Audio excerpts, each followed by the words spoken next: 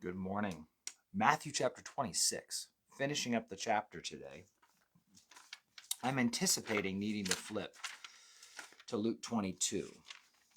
So I thought I would just pull over there and take a look at it.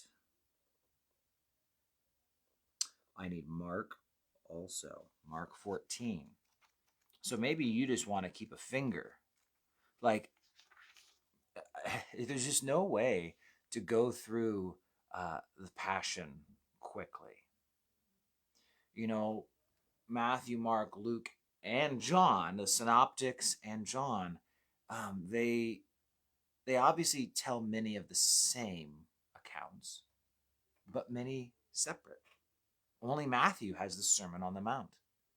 Only John has John 3 and John 14. I mean, there's all this stuff, but they all come together, starting really with the night of the Lord's Supper, moving forward to the crucifixion and resurrection. And so because of this, man, you can just dig, and flip. We'll get there eventually. Like, you know that James and John were Jesus's cousins? Well, you get that when you go through the Gospels and you piece the pieces together. And you need a little piece from here and a little piece from there to make it happen. But today is something really cool. And so, I mean, it's all really cool, right? Amen. So let's just read now Matthew chapter 26, verses 69 to 75. Now, this is where let's back up one, right? They're striking Jesus in his face, smacking him, punching him in the face. We read elsewhere that his head gets covered. So that's why, like, it doesn't say here, I don't think in Matthew, that they covered him, but that's why they're saying, prophesy to us, Christ, who is the one who struck you. Now, you have a God-given, created fearfully and wonderfully reaction to where when you see something coming your face, you flinch, but it helps you take in the blow. With your head covered, that's not so. These are brutal hits to the face. And so he's getting punched and hit. Now Peter's outside. Verse 69, Peter sat outside in the courtyard, and a servant girl came to him, saying, You are also were with Jesus of Galilee. But he claimed it before them all, saying, I do not know what you are saying. And when he had gone out to the gateway, another girl saw him and said to those who were there, This fellow was also with Jesus of Nazareth. But he denied with an oath, I do not know the man. And a little later, those who stood by came up and said to Peter, Surely you are one of them, for your speech betrays you. And that is because he had a northern drawl. The Galileans had an accent. So his accent was giving him away that he was from the area where Jesus was from. Here we go. Surely you are one of them, for your speech betrays you. Then he began to curse and swear, saying, I do not know the man. Immediately a rooster crowed, and Peter remembered the word of Jesus, who had said to him, Before the rooster crows, you will deny me 3 times. So he went out and wept bitterly.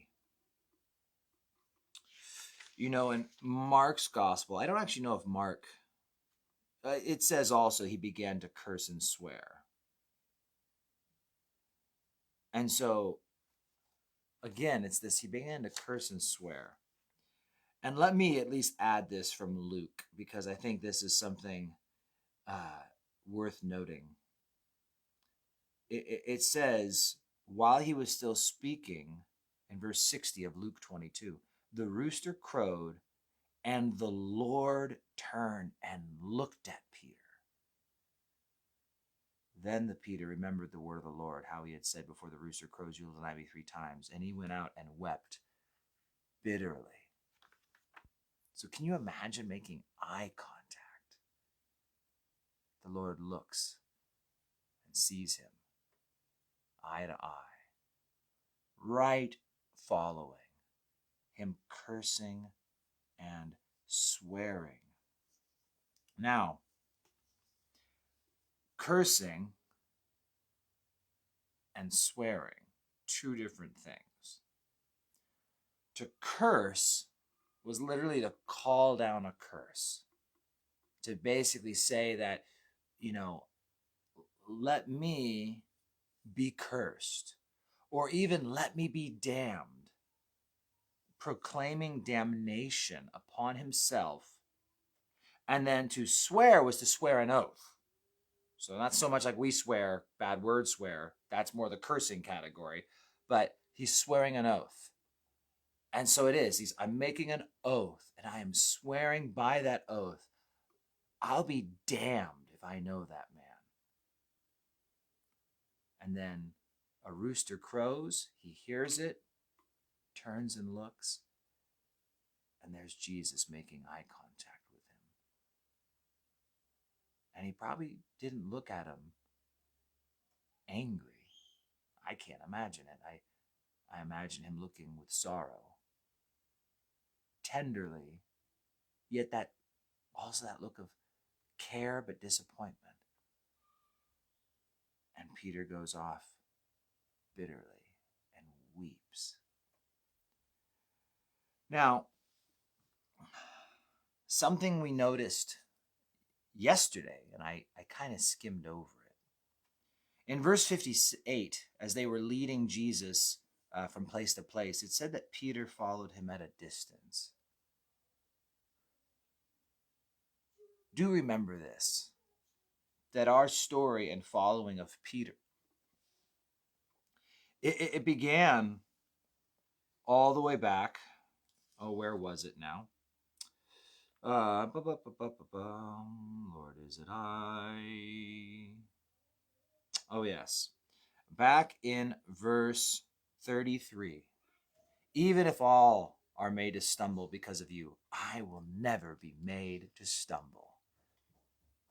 Spiritual pride and security. I've got this. Lord, I'm in a good place, and I'm sold out for you. In fact, I'm a pretty righteous man. And I've heard believers say that. I used to be a sinner, but I'm a pretty righteous guy now. You never hear that in the Bible that way from truly righteous men. You don't hear Peter talking of his righteousness in the book of Acts. You don't hear Paul talking about his righteousness in that sense of what he has accomplished. He said, everything I've ever done is filthy rags. I'm the chief of sinners.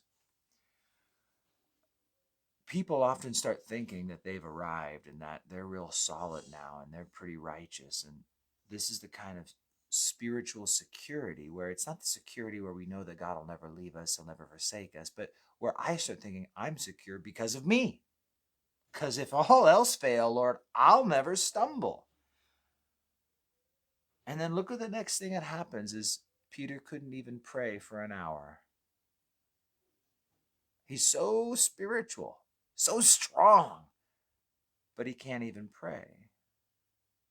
Could you not watch with me 1 hour? The spirit indeed is willing, but the flesh is weak. Well, in his pride and his prayerlessness, we then see him acting out in the flesh. Remember that the soldiers come, and Peter comes up behind the guy, likely, and chops off his right ear. And Peter's just like, come on, Peter. What are you doing? Don't you know I could have called out 12 legions of angels if I had needed them? So Peter was acting out in the flesh. Maybe he's embarrassed. However it works, but I will say this, is that now he's following from a distance in verse 58. He used to be full of pride, but then his pride got hurt. So now what does he do? He follows at a distance, because since it was about him in the first place, since he was the one who was so great and so awesome and would never stumble, and now when he messes up, it burst his bubble he had already made of himself, and now he's following at a distance. And from there, we now see him sitting on the outside. In fact, sitting with the soldiers is what we read elsewhere around that campfire. He's around the enemy's fire. And now he finds himself denying Jesus. He finds himself denying his Lord, even cursing and swearing. I'll be damned if I know that man. And the rooster crows. He looks and sees his Lord eye to eye. And again, he wept bitterly. It describes the kind of weeping over someone who's died. I'm sure that's exactly how Peter felt at this moment. But let's not forget, because we'll be leaving Peter here after this. So we're enjoying him while we have him. But let's not remember Jesus' words. Simon, Simon, indeed Satan has asked for you that he may sift you as wheat. But I have prayed for you that your faith should not fail. And when you return, when you have returned to me, strengthen your brethren. It's a good reminder. Well, it's a lesson and a reminder for us. We've got twofold, right? We have the lesson. Watch what Peter did and guard yourself from doing the same. Don't become so spiritually mature to think, I would never fall. I will never stumble. I don't need protection because I'm strong. I don't need to take those precautions because I've got this. Peter had pride and a haughty spirit. And he had destruction and a fall. And so we learn that lesson and we watch it digress. Prayerlessness. Prayerlessness turning into striving in the flesh, reacting in the flesh, really. All the way to denying Jesus. But it wasn't a real denial now, was it? He didn't actually deny Jesus. Isn't that amazing? And isn't that comforting for you and for me? And maybe you, whoever you are, maybe that's something you needed to internalize today. Is that here we have someone saying vocally to a crowd, I'll be damned if I know Jesus. Yet Peter was never lost, never unsaved. People can get and backslide to pretty wicked places. Peter did all this in one night.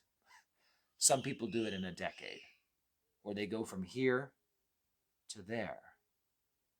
But you'll note again, Jesus, this is the other lesson and the encouragement, is that Jesus knew ahead of time what Peter was going to do. Jesus knew Peter would leave. Otherwise, he never would have told Peter, when you have returned to me. Right? Even before it happened, Jesus says, when you return to me. And that's a good reminder. He knows your failures. He knows your wanderings. He knows your backsliding. And he knows your return. And he sees it all at once. He doesn't see like we see as, man, I'm here. Woo, look at me. And I'm off camera. You know, we see everything in this linear kind of way where I'm feeling really good or I'm feeling really bad, feeling really near, feeling really far. And God just sees you the way you always have and the way you always will be. And so we can learn practical stuff from Peter, and we can also be reassured that Jesus would tell you the same thing that he told Peter. Once you get back in the saddle again, get back in the saddle and start doing the thing I made you to do. Peter was there to be a leader. He was a leader amongst the 12. We hear about Peter more than anyone else. And it was for a good reason. And he was to strengthen his brethren. That's why God chose him. That's why God named him Rocky. So, why did God choose you? What did God purpose you to do? And whether you have been very faithful with that lately or very unfaithful, Jesus would say the same. When you have returned to me, get back in the saddle and do the thing I made you to do. So, whether near or far, distance doesn't change how God feels. Though we all know where he wants us. Amen? Awesome. That was a good section of text. I like reviewing Peter and his life in that kind of way. 2 chapters left in the Gospel of Matthew, and I think I've decided, though no one suggested it, but I think it'd be good. And actually, Steve, you long ago suggested it. I think we might go back and do Exodus. We did Genesis. I think I want to go back and do Exodus. We've been doing Exodus as a family at breakfast, and we did Exodus 5 yesterday, and it was really good. It was very rich. Like, there was some really good, deep application that we were getting out of there. And there is some beautiful pictures and types found in Egypt and the Exodus and the wilderness. And so it's a very rich book with proper teaching and just digging that you could do on your own too. So I think we're going to go to Exodus unless someone suggests something or the Lord redirects. I think it'll be good. So God bless you guys. Have an amazing day. I may see you Saturday. I've kind of been tempted to come back on Saturdays. It's just every Saturday is different for me with meetings with these and meetings with those. And so stay tuned. You never know. I might show up. All right. It's not Saturday yet. We got Friday first. So God bless you guys. Have a great day. Take care. Click share. Make sure you said hi. And I'll see you guys around.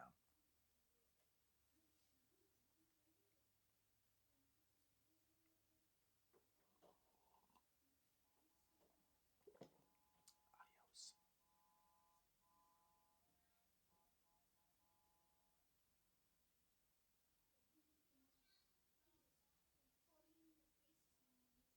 Hitting the button. It's not working. Button, button, button. Try it again and again and again and again and again and again.